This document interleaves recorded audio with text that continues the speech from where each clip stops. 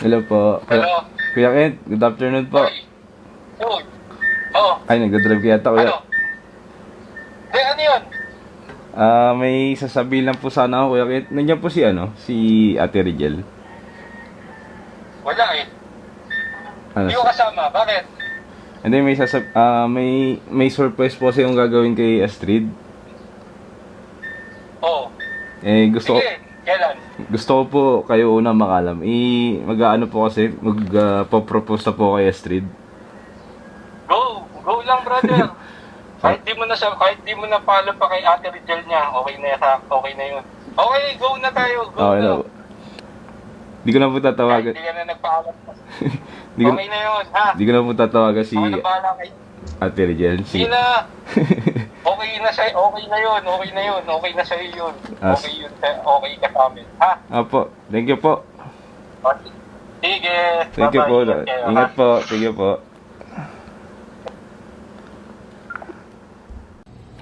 Tita, may sasabihin po ako sa inyo. Ano? Ay. Bakit? Ano ba naman? Ayan. Hi kayo, tita. Hi. Ay, Ano po, tita? May plano po kasi surprise si Astrid na ano? this week po. Ano daw?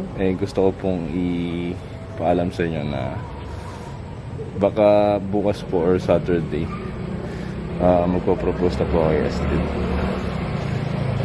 Ano na? Opo. Bakit? Eh, di ba kakaano lang yung kapatid mo? Hindi, magpo-propose lang naman po, tita. Tapos pag-uusapan po namin kung ano po yung next tita. O sige, bahala kayo kung ano naman ang ano ni Astrid. Opo. Alam ko naman po yung plano. Kung anong ano niya, di, nasa kanya naman anak pag ano, hindi naman namin Sige. inaano ko, ano yung ano niya na, kung sa anong Opo. plano niya na ano. In-inform ko lang po kay tita para po. At sige, di, ano lang, Si tito po, tita, gusto ko rin kausapin po. nakainom siya eh. Paano po yun? Di, sa susunod na lang ng pagpunta mo. I-inform ko na lang po si tito. Oo. Engaged na po kami ni Astrid. Yun po. O di pa kasal na kayo. Boom Basta na. sa akin. Apo. Nagkagustuhan kayo. At alam ko na wala naman lukuhan. Aba. Eh di pa kasal na kayo. O, pero, siguraduhin mo lang na huwag kang magluloko ha. Alam ko naman po yun, tito. Na gano'n yung Pag niloko niya, ay ibang usapan. ibang usapan na yun. O. Kayo ay diretso. Lang pa, apa. Pakasal na kayo. Pero ano pa naman po, 2 years from now pa naman po. Medyo matagal pa, tito. O, sige, bahala kayo. Bukas mag-propose na ako kay Astrid. Okay. Sa Bataan. Punta kami Bataan bukas eh. Ano masasabi mo?